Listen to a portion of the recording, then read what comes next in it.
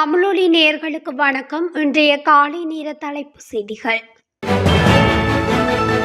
இலங்கை அண்மையில் அறிவித்த புதிய வரி நடவடிக்கைகளை சர்வதேச நாணய நிதியம் மறு ஆய்வு செய்யும் என்று அந்த நிதியத்தின் தகவல் தொடர்பு துறையின் இயக்குனர் யூலி ஹோசாக் தெரிவித்துள்ளார்.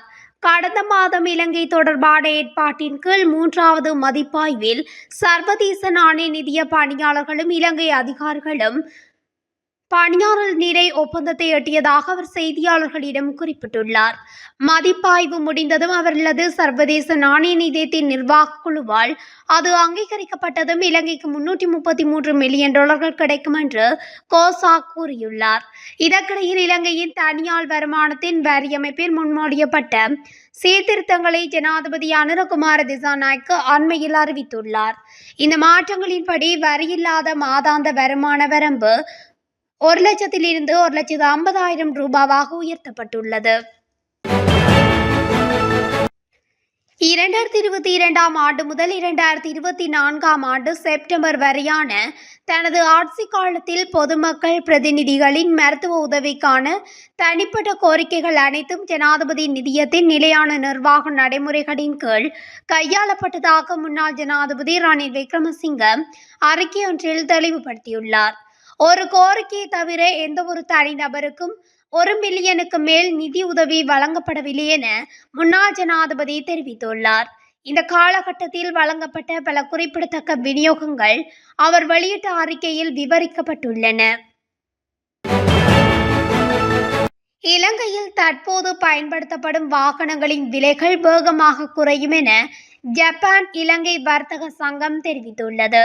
அடுத்த வருடம் பிப்ரவரி 1 முதல் தனிப்பட்ட பாவனைக்கான வாகனங்கள் இறக்குமதி செய்யப்படவுள்ள நிலையில் வாகனங்களின் விலை குறைய உள்ளதாக சுட்டிக்காட்டப்பட்டுள்ளது.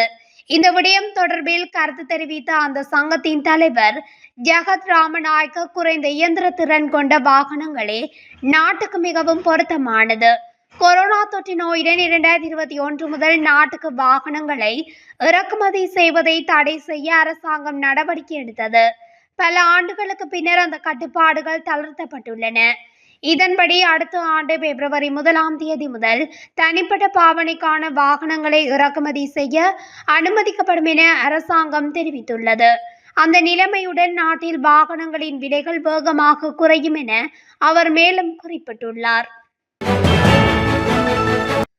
மேல் மாகாணத்தில் உள்ள ஆசிரியர்கள் தனியார் மேலதிக வகுப்புகளை நடத்துவதை கட்டுப்படுத்தி மாகாண கல்வி அமைச்சு சுற்றறிக்கை பாடசாலை ஒன்றில் வெளியிடப்பட்டுள்ளது.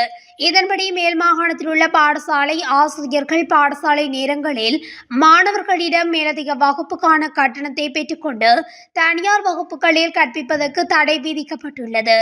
அத்துடன் பாடசாலை நேரங்களுக்கு பின்னர் அல்லது வார இறுதி உள்ளிட்ட விடுமுறை நாட்களில் வெவ்வேறு பகுதிகளில் வைத்து பணத்தை அறவிட்டு தங்களது பாடசாலை மாணவர்களுக்கு மேலதிக வகுப்புகளை நடத்துவதற்கும் தடை விதிக்கப்படுவதாக இந்த சுற்றறிக்கையில் தெரிவிக்கப்பட்டுள்ளது. ஆர்க்ஃபீஸ் எனப்படும் சீன கடற்படையின் மருத்துவ கப்பல் கொழும்பு துறைமுகத்தை வந்தடைந்துள்ளது.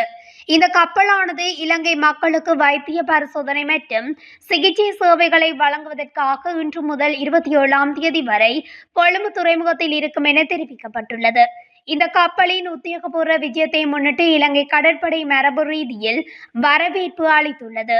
மேலும் ஆர்க்ஃபீஸ் கப்பலின் ஊடான மருத்துவ சேவைகளில் இலங்கை கடற்படையின் மருத்துவத்துறையினரும் இணைந்து மருத்துவ ஆலோசனைகள் மற்றும் மருத்துவ கிளினிக்குகளை வழங்க உள்ளனர். அத்துடன் குறித்த கப்பல் எதிர்வரும் 28 கொழும்பிலிருந்து புறப்படவுள்ளமை குறிப்பிடத்தக்கது. 54 ஆசனங்களை கொண்ட பேருந்தொன்றை இறக்குமதி செய்வதற்கு 1,70,00,000 ரூபாவுக்கும் அதிகமான தொகையை செலவிட வேண்டியுள்ளதாக இலங்கை தனியார் பேருந்து உரிமையாளர்கள் சங்கத்தின் தலைவர் கேமுனு விஜயரத்ன தெரிவித்துள்ளார். தற்போதுள்ள பேருந்து கட்டணத்தின் அடிப்படையில் இறக்குமதி செய்யப்படும் பேருந்துகளை சேவையில் ஈடுபடுத்துவது கடினமாகும்.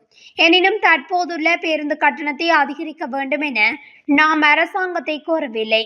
அதற்கு மாறாக இறக்குமதி செய்யப்படவுள்ள பேருந்துகளுக்கு வரி சலுகைகளை வழங்குமாறு தமது சங்கம் அரசாங்கத்தை வலியுறுத்துவதாக இலங்கை தனியார் பேருந்து உரிமையாளர்கள் சங்கத்தின் தலைவர் கேமுனு விஜயரத்ன தெரிவித்துள்ளார்.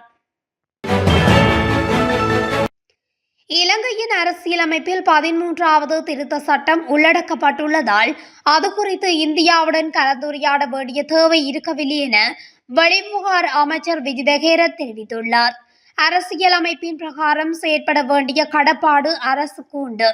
அதன் அடிப்படையில் அடுத்த வருட முற்பகுதியில் உள்ளூராட்சி சபை தேர்தலை நடத்த எதிர்பார்த்துள்ளோம். எதிர்வரும் ஜனவரி மாதம் அதற்கான ஏற்பாடுகள் மேற்கொள்ளப்பட்டு உள்ளூராட்சி சபை தேர்தலை நடத்துவதற்கு நாம் தயாராக இருக்கின்றோம். மேலும் மாகாண சபை தேர்தலும் நடத்தப்படும். எல்லை நிர்ணயத்தில் ஏற்பட்டுள்ள சட்ட ரீதியான சிக்கல்களை நிவர்த்தி செய்ய வேண்டியுள்ளது. அரசமைப்பின் 13வது திருத்த சட்டம் தொடர்பில் இந்தியாவுடனான கூட்டு அறிக்கையில் தகவல் வெளியிடப்படவில்லை. ஏனென்றால் அவ்வாறு கலந்துரையாடுவதற்கான தேவை கிடையாது. அரசு என்ற வகையில் அரசமைப்பின் பிரகாரம் நாம் செயற்பாடுகளை முன்னெடுப்போம் என அவர் தெரிவித்துள்ளார்.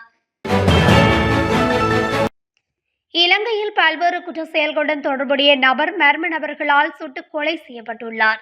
காலையில் நேற்றிரவு மர்ம நபர்கள் மேற்கொண்ட துப்பாக்கிச் சூட்டில் பெத்துமல்லது லொக்கா என்ற நபர் கொல்லப்பட்டார். தடல பிரதேசத்தில் பெண்ணொருவருடன் மோட்டார் சைக்கிளில் பயணித்த போதே துப்பாக்கிச் சூடு நடத்தப்பட்டுள்ளது. மோட்டார் சைக்கிளில் வந்த இருவர் T56 ரக துப்பாக்கியால் துப்பாக்கி பிரயோகத்தை மேற்கொண்டுவிட்டு தப்பி சென்றுள்ளனர். உயிரிழந்தவருடன் மோட்டார் சைக்கிளில் பயணித்த பெண்ணும் துப்பாக்கி சூட்டுக்கு இலக்காகி காயமடைந்துள்ளார். கொலை செய்யப்பட்ட நபர் காலி மெலேகுட பகுதியைச் சேர்ந்த 5 கொலைகள் மற்றும் போதைப்பொருள் கடத்தல்களுடன் தொடர்புடைய சந்தேக நபர் என போலீசார் தெரிவித்துள்ளனர். எதிர்வரும் பண்டிகை காலத்தை முன்னிட்டு பொதுமக்களின் பாதுகாப்புக்காக நாடளாவிய ரீதியில் 40,000 போலீசார் கடமையில் ஈடுபடுத்தப்பட்டுள்ளனர். பொதுமக்கள் நடமாடும் இடங்களில் சீருடை அணிந்த அதிகாரிகளுக்கு மேலதிகமாக 500க்கும் மேற்பட்ட ஆண் மற்றும் பெண் உத்தியோகத்தர்கள் சிவில் உடையில் கடமையில் ஈடுபடுத்தப்பட்டுள்ளதாக போலீஸ் ஊடகப் பிரிவு தெரிவித்துள்ளது.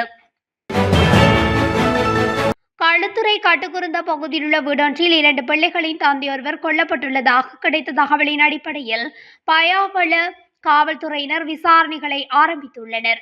களுத்துறை கட்டுக்குருந்த ஜனச மாவட்டத்தில் வசிக்கும் பத்திரமுள்ள கிராமத்தைச் சேர்ந்த அமித் பிரியதர்சன் என்ற 36 வயதுடைய 2 பிள்ளைகளின் தந்தையே இவ்வாறு உயிரிழந்துள்ளதாக காவல்துறையினர் தெரிவித்தனர். வீடு ஒன்றில் மர்மமான முறையில் ஒருவர் இறந்து கிடப்பதாக கிடைத்த தகவலின் பேரில் விசாரணை நடத்தியதில் வீட்டின் அறையில் தலைகீழாக சடலம் கிடந்துள்ளது. உயிரிழந்தவரின் மார்பு மற்றும் வயிற்றில் ஆழமான காயங்கள் காணப்பட்டதாக விசாரணை அதிகாரி ஒருவர் தெரிவித்துள்ளார். நாட்டில் சில பகுதிகளில் முட்டை விலை சடுதியாக குறைந்து வருவதாக முட்டை வியாபாரிகள் தெரிவிக்கின்றனர்.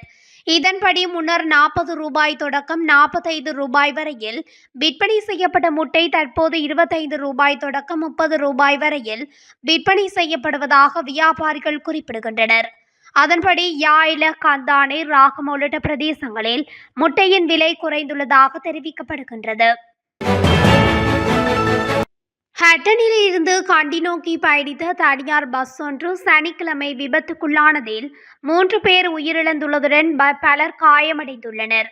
ஹட்டனில் இருந்து பயணித்த குறித்த பஸ் ஹட்டன் மல்லியப்பவாடி வீட்டுக்கு அருகில் வீதியை விட்டு விலகி பள்ளத்தில் வீழ்ந்து விபத்துக்குள்ளானது. பஸ்ஸில் ஏற்பட்ட திடீர் கோளாறு காரணமாகவே குறித்த விபத்து இடம்பெற்றுள்ளது. பஸ்ஸின் சாரதி, நடத்துனர் உட்பட பயணிகள் 53 பேர் காயமுற்ற நிலையில் டிக்கோயா மற்றும் வட்டவடை வைத்தியசாலைகளில் அனுமதிக்கப்பட்டனர்.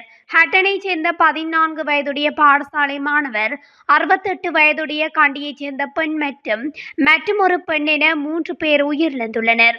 காயமடைந்தவர்களில் 10 பேர் கண்டி போதனா வைத்தியசாலைக்கு பரிந்துரைக்கப்பட்டுள்ளதாகவும் அவர்களின் 4 பேரின் நிலைமை கவலைக்கிடமாக இருப்பதாகவும் வைத்தியசாலை வட்டாரங்கள் தெரிவித்துள்ளன. இலங்கையின் கடன் அபாய நிலை முந்தைய நிலையை விட வீழ்ச்சி அடைந்துள்ளதாக பேராதனை பல்கலைக்கழகத்தின் பொருளியல் துறை பேராசிரியர் வசந்த அத்துக்கோரல தெரிவித்துள்ளார். அதற்கமைய நாட்டின் வங்கி கட்டமைப்பு வேறு நாடுகளுடன் கொடுக்கல் வாங்கலில் ஈடுபடும் போது அதிகளவு நன்மைகளை பெறக்கூடிய நிலைமை ஏற்படக்கூடும். எனினும் இலங்கை இது தொடர்பான கடன் தரப்படுத்தல் நிறுவனங்களின் தற்போதைய மதிப்பீடு நிலைமை போதுமானதல்ல. CCC+ என்ற மட்டத்தில் இருந்து குறைந்தது B+ என்ற மட்டத்துக்கு அது உயர்த்தப்பட வேண்டும். கடன் தரப்படுத்தல் மட்டத்தை மேலும் அதிகரிப்பது பொருளாதாரத்து பக்கபலமாக அமையும். இதற்காக அரசாங்க இலக்குடன் கூடிய பல வேலை திட்டங்களை நடைமுறைப்படுத்த வேண்டும். நம்புவதாக பேராதனை பல்கலைக்கழகத்தின் பொருளியல் துறை பேராசிரியர் வசந்த அத்துக்கோரல தெரிவித்துள்ளார். இலங்கை போக்குவரத்து சபைக்கு சொந்தமான பேருந்தொன்று கடுகண்ணாவை பகுதியில் விபத்துக்குள்ளானதில் 9 பேர் காயமடைந்துள்ளனர். குறித்த பேருந்து கொழும்பிலிருந்து கண்டி நோக்கி பயணித்த போது வீதியை விட்டு விலகி மரமொன்றில் மோதி விபத்துக்குள்ளானதாக தெரிவிக்கப்பட்டுள்ளது. சம்பவத்தில் காயமடைந்த 9 பேர் சிகிச்சைக்காக வைத்தியசாலைகளில் அனுமதிக்கப்பட்டுள்ளதாக போலீசார் தெரிவித்துள்ளனர். வேகத்தை கட்டுப்படுத்த முடியாமையே விபத்துக்கான காரணம் என தெரிவிக்கப்படுகிறது. கிளிநொச்சி மாவட்டத்தில் நத்தார் பண்டிகையை முன்னிட்டு கிளிநொச்சி போக்குவரத்து போலீசார் நேற்றைய தினம் சோதனை நடவடிக்கைகளில் ஈடுபட்டுள்ளனர். இந்நிலையில் வீதி ஒழுங்குகளை மீறுபவர்கள், சட்டவிரோத செயற்பாடுகளில் ஈடுபடுபவர்கள் தொடர்பாக போலீசாருக்கு கிடைத்த இரகசிய தகவலை அடுத்து மோப்ப நாய்களை வைத்து வாகனங்களை சோதனையிட்டு வருகின்றனர். இத்துடன் தமிழொலியின் இன்றைய காலை நேர தலைப்பு செய்திகள் நிறைவடைகின்றன. தொடர்ச்சியாக செய்திகளை அறிந்து கொள்ள தமிழொலி ஊடகத்துடன் இணைந்திருங்கள். நன்றி, வணக்கம்.